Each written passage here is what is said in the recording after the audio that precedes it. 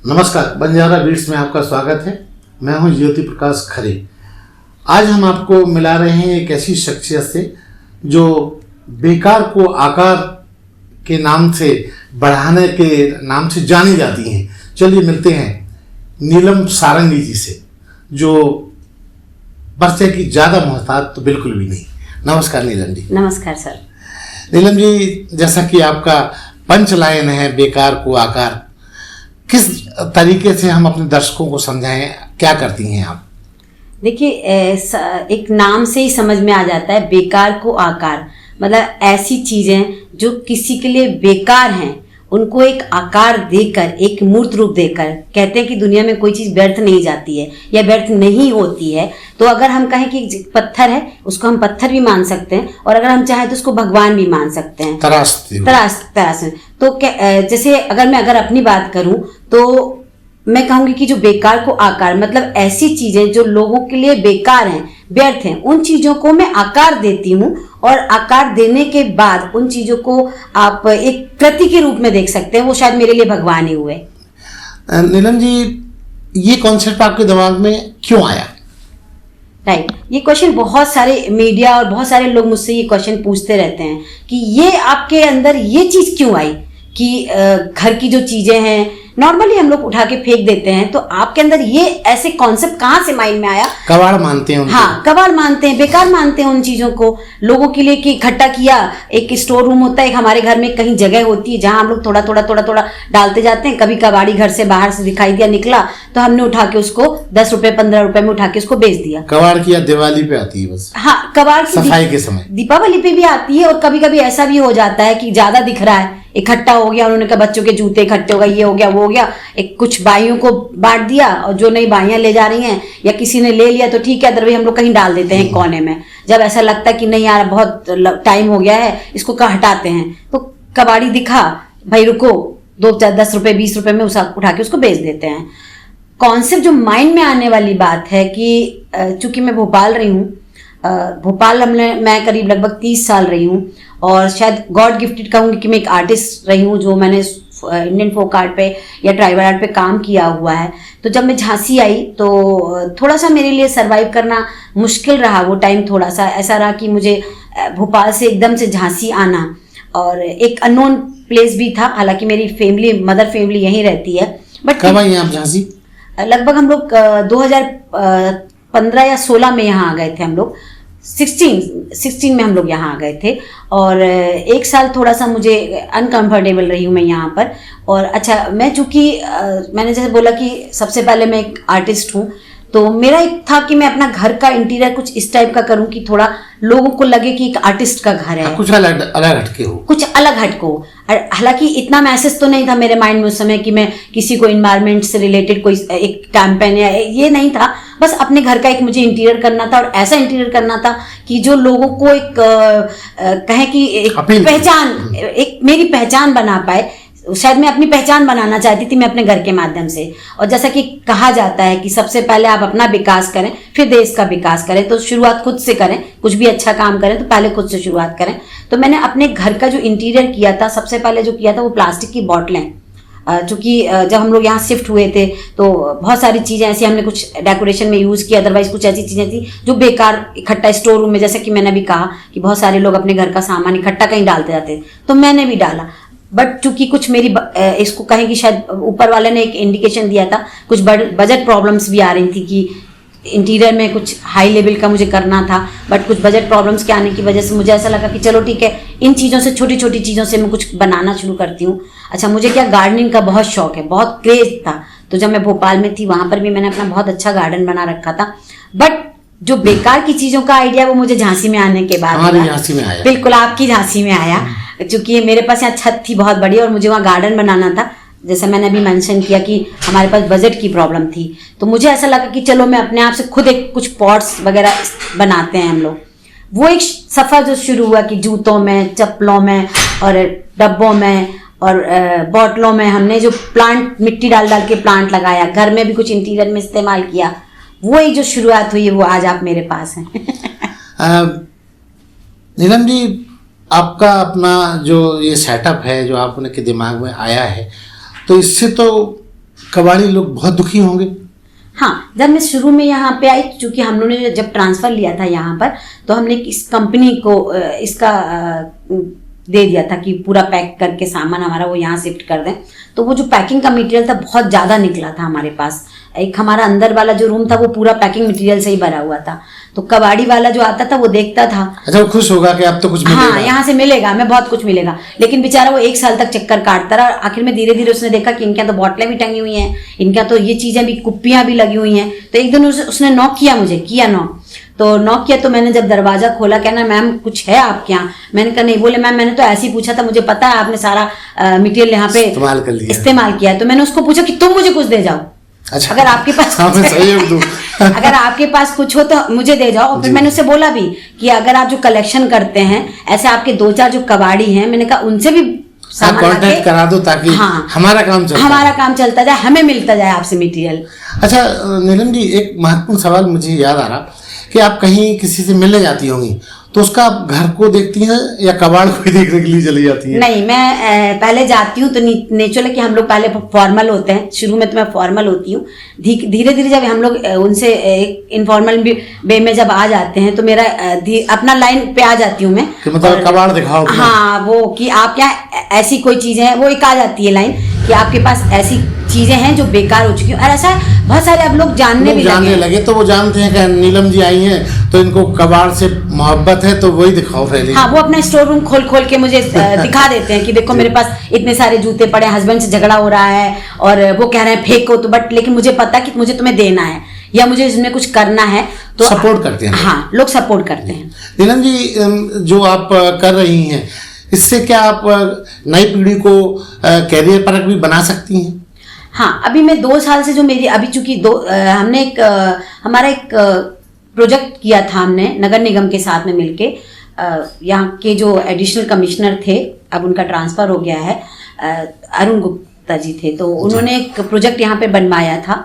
उनका मोटिव तो था यही कि एक हम लोग झांसी के अंदर सेंटर ओपन करें, जहाँ पर हम लोगों के अंदर एक अवेयरनेस करें, एक कैंपेन या एक कैंपेन चलाएं और एक सेंटर ओपन करें जहां पर हम लोगों से कबाड़ मांगे उनसे, और उनको आप बहुत सारी महिलाओं को ट्रेनिंग दें। ट्रेनिंग देने के बाद वो चीजें आप मार्केट में सेल करें, मतलब उनको बाजार में बेचें, उनको रोजगार भी मिले, पैसा भी मिले, रोजगार मिले। तो उसके लिए हमने उनको एक सजेशन दिया था कि लोग इतने जल्दी अवेयर नहीं होते हैं, हमें जाके उनको अवेयर करना पड़ता है। तो हमने उसी के लिए एक पार्क यहाँ पर निर्माण किया था, सायनी विहार कॉलोनी है, जहाँ पर हमने नगर निगम का जो कबाड़ निकलता है, जूते, टायर, ट्रॉलीज, ऐसी बहुत सारी तांगा, ऐसी बहुत सारी चीजें मिला के हमने एक पार्क बनाया था।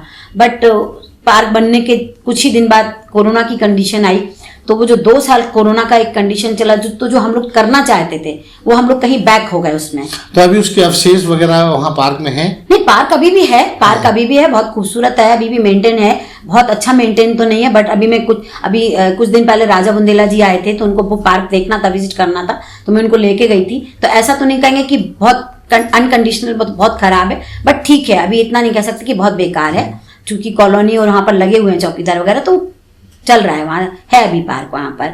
लेकिन जो उनका था, क्योंकि उनका फिर ट्रांसफर हो गया, कोरोना के बीच में ही उनका ट्रांसफर हो गया, तो हम लोग उस प्रोजेक्ट पे काम नहीं कर पाए। हाँ, अभी हमने अपना पर्सनल, हमारे साथ कुछ लोग जुड़ गए हैं, अभी मेरी उसको ओपन नहीं करूंगी, क्योंकि वो हम एक प्रोजेक्ट के बेसिस पे हमने अभी शुरुआत की है उसकी, और शायद हम लोग 1-2 महीने बाद उस चीज़ को आपको प्लेटफॉर्म पे लाके दिखाएं।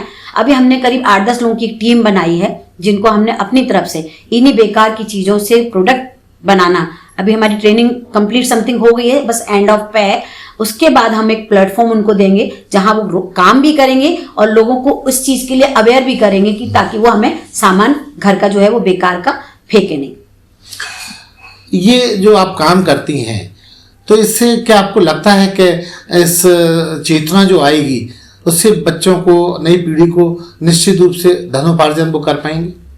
देखिए, जब एक काम शुरू किया था, तो नेचुरली कि जब हम कोई काम शुरू करते हैं तो कठिनाइयाँ आती हैं, है ना। बट कहते हैं ना कि अगर आप जुनून के साथ और अपनी एक ईमानदारी के साथ अगर आप जुटे रहते हैं तो आप आगे बढ़ते चले जाते हैं। ये सफ़र मैंने अकेले शुरू किया था, जब मैंने किया था अकेले सफ़र किया था, और लगभग 2 साल मैंने अकेले ही किया था, कोई नहीं था।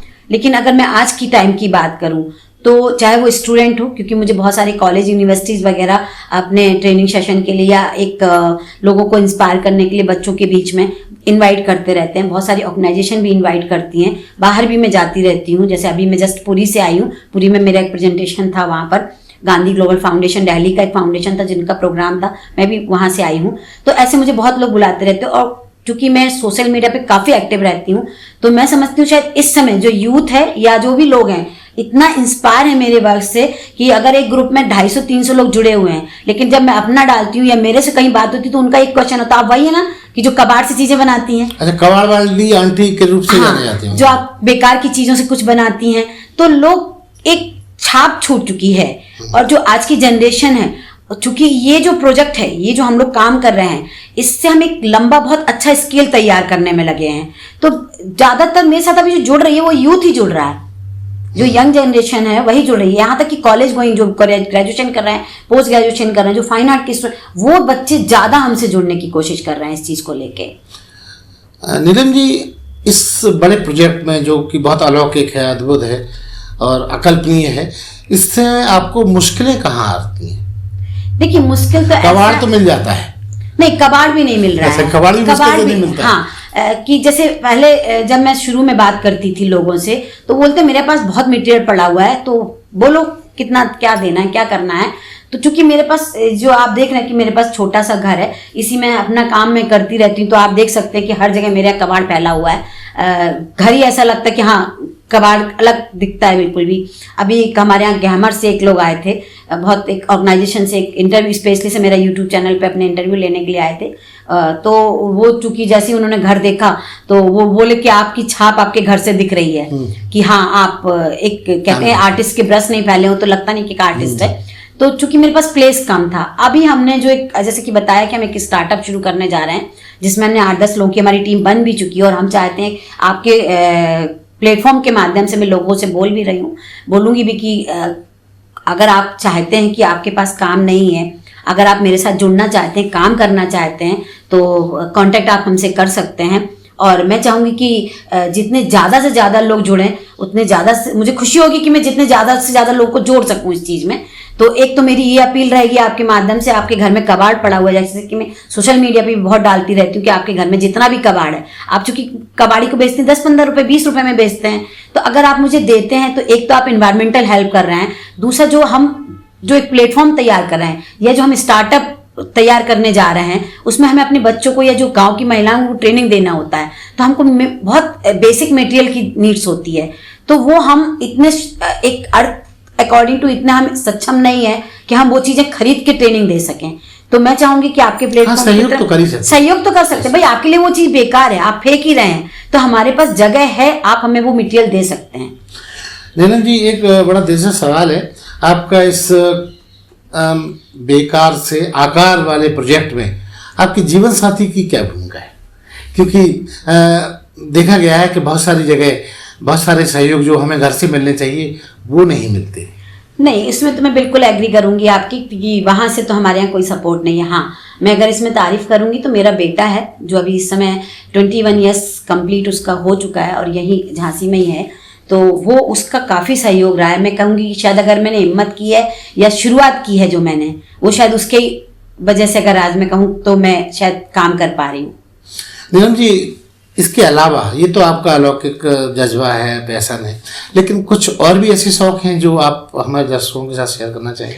हाँ, मुझे घूमना बहुत शौकीन हूँ घूमने की। एक जगह नहीं, एक जगह नहीं, आप जहाँ मौका मिलता है, टूरिज्म, यस, टूरिज्म से रिलेटेड अगर कहीं मिलता है, अभी जैसे कि हम लोग पुरी गए थे, तो ऐसा नहीं कि हमने 3 दिन का वहाँ पर प्रोग्राम था, तो हमने साथ में अपना कुछ ऐसा रिजर्वेशन रखा था कि हम अपना खुद विजिट भी कर पाए, उनकी तरफ से भी साइड विजिट थे, बट हमने अपना भी रखा था। और वहाँ पर मैंने एक वीडियो भी अभी सब सोशल मीडिया पे लोगों से शेयर किया था कि वहाँ पर एक आर्टिजन विलेज है पूरा, जिसका मैंने पूरा वीडियो बना के, तो ऐसी जगह मुझे बहुत पसंद है, साथ में डांस करना, गाना गाना, ऐसे कुकिंग। गाना भी गाती हैं आप? हाँ, गाती हूँ, लेकिन अभी नहीं गाऊंगी। अच्छा, आज आपका व्रत है?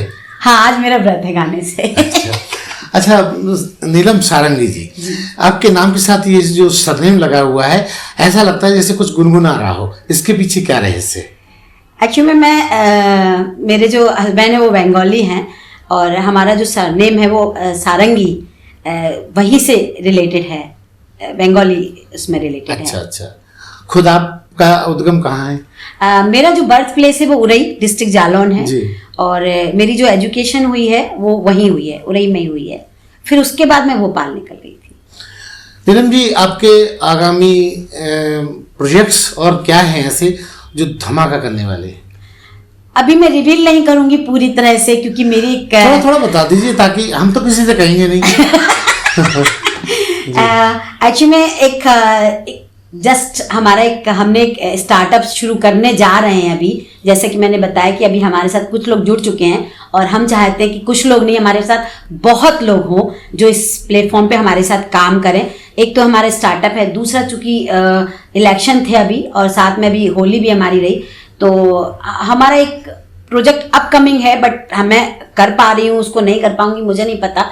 अगर ऊपर वाले ने चाहा तो 100% होगा। हमारे साथ जैसे अभी कुछ दिन पहले ताराग्राम की तरफ से भी मेरा एक प्रेजेंटेशन हुआ था, जो ओरछा में आपका ताराग्राम है, प्रेजेंटेशन हुआ था। तो बहुत सारे मैंने देखा जैसे शहर से ज्यादा जो ग्रामीण महिलाएं हैं वो इस चीज के लिए मतलब क्रेजी हैं, बिल्कुल लालायत हैं। हाँ, लालायत हैं बिल्कुल, कि वो चाहती, जब वो मेरा सामान देखती हैं तो कहती कि मैम मुझे ना आप 3 दिन की 4 दिन की हम लोग को एक वर्कशॉप दे दो। बट मेरे साथ थोड़ी सी एक आर्थिक प्रॉब्लम आ जाती है क्योंकि जो मैं लेके आई थी अपना वो मैं बहुत कुछ खत्म कर चुकी हूँ, तो मेरे लिए थोड़ा सा मुश्किल हो रहा है। बट मेरी इच्छा ये कि मैं घर घर इस चीज को पहुंचा पाऊं। और मैंने जो देखा है, जब मैं एक 2 दिन की वहां पे वर्कशॉप लेती हूँ तो उनका ये कहना कि नहीं मैम मुझे 4 दिन 5 दिन की आप वर्कशॉप दो और हम लोग इस चीज को बहुत अच्छे से सीख जाएं।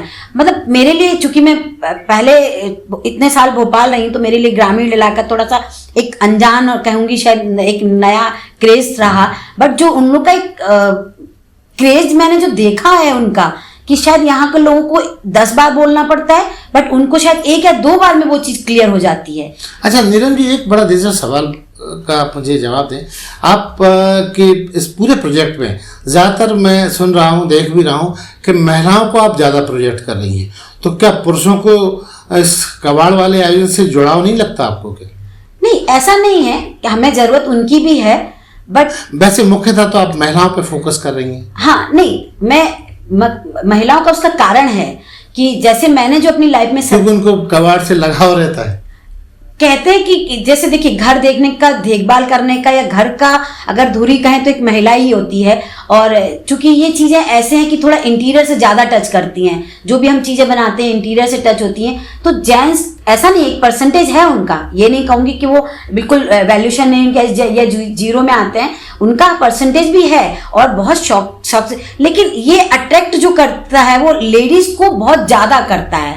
और शायद मैं कहूंगी कि वो जिस चीज को संभाल के खुद रख रही होती उसकी वैल्यू जब हम उनको बताते हैं तो वो उस चीज को जल्दी समझ पाती हैं। मतलब ये माना जाए कि महिलाएं कबाड़ की सुरक्षा अच्छे से कर पाती। राइट, जैसे हम कहेंगे कि जैसे बच्चे को अगर देखते हैं तो महिलाओं का परसेंटेज ज्यादा होता है उनको पालने का, तो कहीं दर्द उठता है तो सबसे पहले माँ को होता है। तो ऐसे जब घर हम देख रहे होते हैं और घर में हम चीजें इकट्ठा कर रहे होते हैं और अगर हम कबाड़ी को बेचने की जगह उस चीजों को तैयार कर रहे होते हैं तो शायद सबसे ज्यादा खुशी हमें खुद होती है। और दूसरा एक वही बात है कि हम चूंकि मैं खुद महिला हूं तो मैं चाहूंगी कि महिलाएं आगे आए, वुमेन एम्पावरमेंट। राइट। बाकी सारे पुरुष हिमालय पे चले नहीं, पुरुष हिमालय पे नहीं जाए। मैंने तो उनको भी, आप मेरा अगर सोशल मीडिया चेक करेंगे तो मैंने तो पुरुषों को इनवाइट किया हुआ है, क्योंकि मैं नहीं समझती कि दोनों के बिना काम हो सकता है। किसी जगह हमें फील्ड में उनकी जरूरत भी होती है। महिलाओं की अपनी एक जगह है, पुरुषों की अपनी एक जगह है। तो हम तो दोनों को इनवाइट कर रहे हैं, चाहे वो महिला हो या पुरुष हो, हम तो दोनों को इनवाइट कर रहे हैं। बट लोग शायद कहेंगे कि महिलाएं ज्यादा अपनी तरफ से ज्यादा जुड़ती हैं, जेंट्स को शायद मुझे बुलाना पड़ता है। अच्छा, अगर नीलम सारंगी जी से ये पूछा जाए कि उनकी 2 जीवन की ख्वाहिश क्या है तो क्या कहना चाहेंगे? यस, एक तो मुझे दुनिया घूमना है। मैं अभी तक एरोप्लेन में नहीं बैठी हूँ, तो चूंकि मुझे थोड़ा सा क्लास्ट्रोफोबिया की प्रॉब्लम है तो मुझे एक है फेयर उस चीज को लेके कि मैं बैठ पाऊंगी कि नहीं बैठ पाऊंगी। तो एक तो मेरी ख्वाहिश वो है। दूसरा जो मैं अभी जो आप हवाई जहाज में आपको उल्टी आने जैसा कुछ है? नहीं, अभी तक केवल सुना है, बैठी नहीं हूँ। अच्छा, मतलब आप हवाई जहाज में बैठ के पूरा वर्ल्ड गंदा करना चाहती हैं? ये क्वेश्चन तो बहुत ज्यादा एक क्या बोलूंगी क्वेज से बहुत सारी सब्जेक्ट टू अलग हो गया बिल्कुल। नहीं, मेरा ये मतलब है कि जैसे मुझे ना एक प्रॉब्लम है, क्लैस्ट्रोफोबिया की प्रॉब्लम है कि जब अगर कोई जगह बंद हो जाती है तो मुझे घबराहट होती है। तो जैसा कि जैसे हस्बैंड वाइफ तो बहुत काफी जाते रहते हैं, तो जैसे आके बताया कि हमको प्रॉब्लम होती है, देख रखा है या सुन रखा है कि प्रॉब्लम होती, तो मेरा एक है कि विश्व ब्रह्मांड में पहला, हाँ, और दूसरा मतलब विश्व ब्रह्मांड तो नहीं कहेंगे कि हाँ, लेकिन बैठना है एक बार बैठना है, ठीक है। सेकंड, जो मैंने अपना ये शुरू किया है, ये जो काम शुरू किया है, इसमें मैं चाहती हूँ कि हमारे साथ जैसे अभी आप देख रहे होंगे यहाँ पर 4 स्टूडेंट हैं, हमारी है 8-10 की टीम, बट अब यहाँ पे 4 स्टूडेंट है, तो मैं कहती 4 नहीं, 40 नहीं, 400 महिलाएं हो, संख्या हो, नॉट महिलाएं, केवल महिलाएं, इसमें महिला पुरुष एक हमारी टीम हो और बहुत बड़ी टीम हो। तो ये मेरी एक सेकंड ख्वाहिश है कि इस प्लेटफॉर्म को मैं बहुत आगे लेके जाऊं, जो चीज मैंने शुरू की है। चलिए, आपके इस प्रोजेक्ट के लिए बहुत बहुत बधाइयाँ बंजारा बीट देता है। तो ये थी नीलम सारंगी, जो अपने मन की इच्छाओं को हमारे साथ शेयर कर रही थी, और मैं बंजारा बीट ये उम्मीद करता है कि आपने जो लोगों की संख्या मल्टीपल करने की बात कही है, वो कई गुना आपकी सोच से ज़्यादा जुड़े और आपके साथ सहयोग करे। बंजारा बीट से बात करने के लिए बहुत बहुत धन्यवाद सर, आपको भी बहुत बहुत धन्यवाद। अच्छा, ये बताइए कि नीलम जी ने आपको जो प्रशिक्षण देना शुरू किया है, उसमें क्या सीख रही हैं आप? हम लोग कांच की बॉटल कट करना, उस पर होल करना, मतलब मशीन चलाना, बहुत सारी चीज़ें जो लड़कियां नहीं करती हैं वो सब हम सीख रहे हैं। और लड़कियां तो मतलब सब पार्लर वगैरह और सब सिलाई वगैरह ये सब करती हैं, बट हम कुछ अलग करना चाहते हैं। कॉलेज स्टूडेंट है, फिर भी हमें ये सब मतलब एक क्रेज है कि मतलब हमें कुछ अलग करके दिखाना, कुछ नया करना है। आप क्या सीख रही हैं? हम बोतल को कटिंग करना है, बोतल में छेद करना है, और लकड़ी की मशीन चलाना। हम समझते थे शायद पुरुष ही कर सकते हैं, लेकिन ये मैंने खुद किया है तो मुझे पता है कि महिला भी ये मशीनें चला सकती हैं। मैंने छोटी से छोटी, बड़ी से बड़ी मशीन चलाई है, क्योंकि लकड़ी काटने से लेके बोतल काटने तक, ड्रम वगैरह सारी चीज़ें चलाई हैं। आप क्या मुझे आर्टिस्ट का शौक है और मैं बोतलों पर डिजाइन निकालती हूँ, जो पेंटिंग, जैसे कि पेंटिंग करना मुझे बहुत शौक है, बचपन से शौक है मेरे को पेंटिंग करना। और मशीनें से मुझे डर लगता था, बट वो भी मेरा हो गया है, डर खत्म हो गया? हाँ जी सर, मजा आ रहा है? Okay sir. जी, आप क्या सीख रही हैं? लकड़ियों का काम करती हूँ, जैसे कि चिड़िया का घर वगैरह बनता है ना लकड़ियों का, वो सब। गौरैया का? हाँ, गौरैया का, वो सब करती हूँ। कितने दिन से सीख रही हैं आप? हम लोग को 15 दिन की ट्रेनिंग थी, वो पूरी कंप्लीट हो गई। आनंद आ रहा है? हाँ, बहुत अच्छा लगता है। मिसेज सारंगी जो सिखाती हैं वो जल्दी समझ में आ जाता है सब कुछ? बहुत जल्दी, बहुत अच्छे से सिखाती हैं, ट्रेनिंग अच्छा लग रहा है? हाँ, बहुत अच्छा लग रहा है, बहुत मजा आ रहा है, क्योंकि हमें लग रहा था कि शायद ये सिर्फ काम है, लेकिन काम नहीं, एक हमारा जुनून बन गया है कि हम इसे करें और आगे बढ़े और बहुत कुछ सीखें और सिखाएं भी। इस चैनल को लाइक और सब्सक्राइब करना ना भूलें। देखते रहिए बंजारा बीट्स।